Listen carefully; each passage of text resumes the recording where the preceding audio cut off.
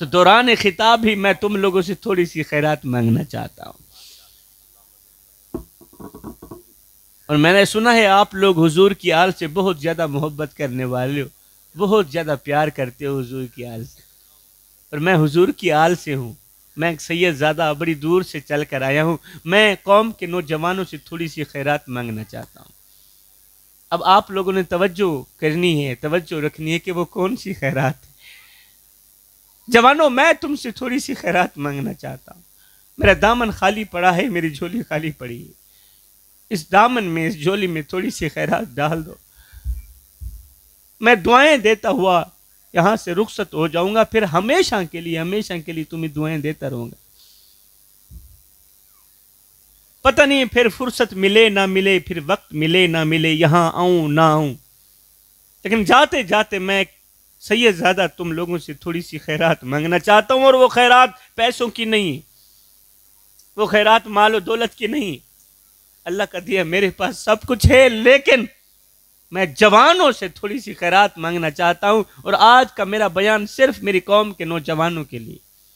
یہ جو میرے سامنے بزرگ حضرات بیٹھے ہیں، چٹی داڑھی والے حضرات بیٹھے ہیں، ان کے سامنے تو ویسے ہی ادباً احتراماً میں اپنا سر جھکا کے بات کرنا چاہتا ہوں، اور جوانوں کی آنکھوں میں آنکھیں ڈال کے بات کرنا چاہتا ہوں۔ جوانوں، خدا را، میں تم سے بھیک نہیں مانگ رہا، میں تم سے خیرات مانگ رہا ہوں، میری جھولی میں تھوڑی سی خیرات ڈال دو۔ شاہ جی بتاؤ نا وہ کون سی خیرات ہے؟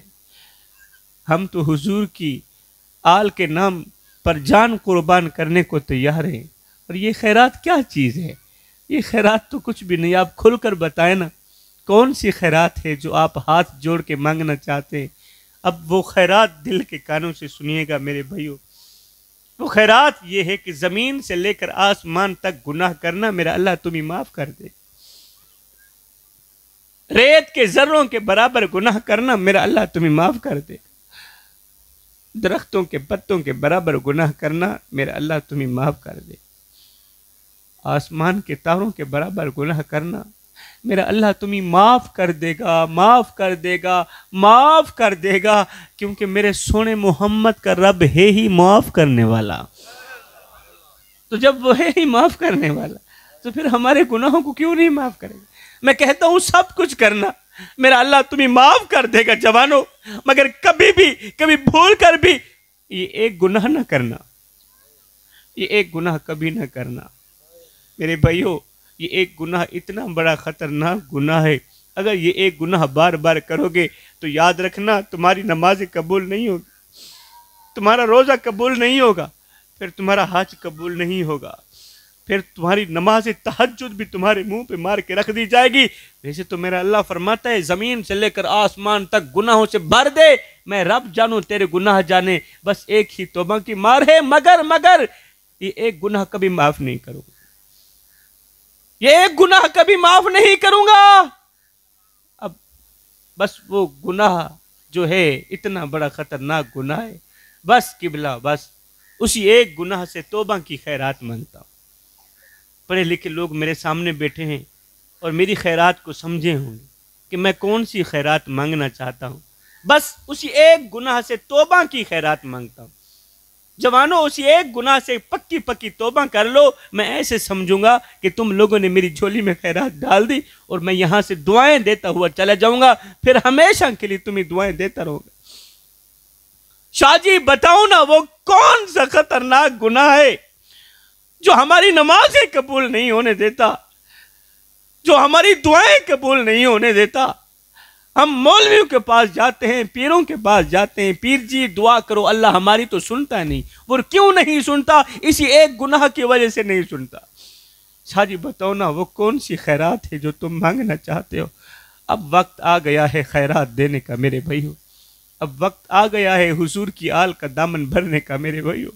میں کہنا اتنا چاہتا ہوں، اے نوجوان، سب کچھ کرنا اللہ معاف کر دے گا، سب کچھ کرنا اللہ معاف کر دے گا، مگر کبھی بھی زندگی میں کبھی بھول کر بھی اپنے بوڑھے باپ کی آنکھوں سے آنسو مت نکالنا۔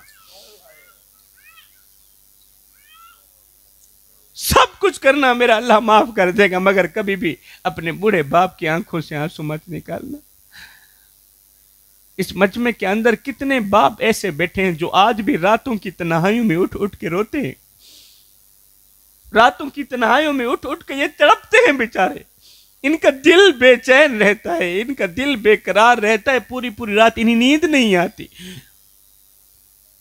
کیوں روتے ہیں؟ اولاد کی وجہ سے روتے ہیں۔ اور نادانو، جوانوں، تمہیں پتہ نہیں ہے، جس گھر میں بوڑھا باپ روتا ہو، جس گھر میں بوڑھی ماں روتی ہو، اس گھر میں رحمت کے فرشتے نہیں آتے۔ ارے بوڑھے باپ کو روتا ہوا دیکھ کر، بوڑھی ماں کو روتا ہوا دیکھ کر تو فرشتوں کو بھی رونا آ جاتا ہے۔ اللہ جانے تمہیں رحم کیوں نہیں آتا؟ آج کس کس کا رونا رویا جائے، کیا حال سناواں دل دا، تے کوئی محرم راز نہ ملدا۔ آج ماں مولوی کے پاس بیٹھی ہے، باپ پیر صاحب کے قدم دبا رہا ہے اور رو رو کے کہہ رہا ہے، پیر صاحب کوئی تعویذ دو، کوئی پرچی دو، کوئی دعا دو، اللہ میری اولاد کو ہدایت دے۔ اولاد دکھ دیتی ہے، اولاد درد دیتی ہے، اولاد نے جینا حرام کر دیا ہے۔ پوری پوری رات یہ سوچنے میں گزر جاتی ہے، تارے گنتے گنتے گزر جاتی ہے، اور یہ سوچتے سوچتے گزر جاتی ہے، ہائے اللہ، میں بدقسمت باپ نے اپنی اولاد کے لیے کیا کچھ نہیں کیا۔ میں وہ بدقسمت باپ ہوں جو کڑکتی دھوپ میں تتی ریت کے اوپر میں لکڑیاں چنتا رہا، چٹی داڑھی مٹی میں گھسیٹتا رہا، وزنی بوریاں اٹھا اٹھا کر آج میری کمر جھک گئی۔ آئے میں اپنی رگوں سے خون نکالتا رہا، اولاد کی رگوں میں ڈالتا رہا، میں اپنے منہ سے نوالے نکالتا رہا، اولاد کے منہ میں ڈالتا رہا کہ مجھے کچھ ملے نہ ملے، میرے بچوں کو روٹی کا ٹکڑا مل جائے، مجھے کچھ ملے نہ ملے، میرے بچوں کو کھانے کو کچھ مل جائے، مگر آئے اولاد جب جوان ہوئی، افسوس اولاد کی جوانی پر، مجھ سے کبھی نہیں پوچھا ابا تیرے شب و روز کس طرح کے گزر رہے ہیں، ابا تیری زندگی کیسی گزر رہی ہے۔ مولوی صاحب بس دعا کرو اللہ مجھے موت ہی دے دے، ایسے جینے سے بہتر ہے کہ میں مر ہی جاؤں۔